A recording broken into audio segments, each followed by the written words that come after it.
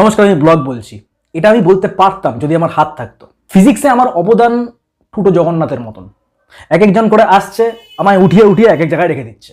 আর তাদের মধ্যে বেশিরভাগই নিট ও জেইর স্টুডেন্ট। যখনই তারা অঙ্ক করছে আর কাউকে ধরার মতন পাচ্ছে না, তখনই তারা আমায় ধরে নিচ্ছে। ধরিলাম একটি ব্লকের মাস এম। কেন ভাই, আমি তোর বয়ফ্রেন্ড নাকি গার্লফ্রেন্ড ভাই? কিরে?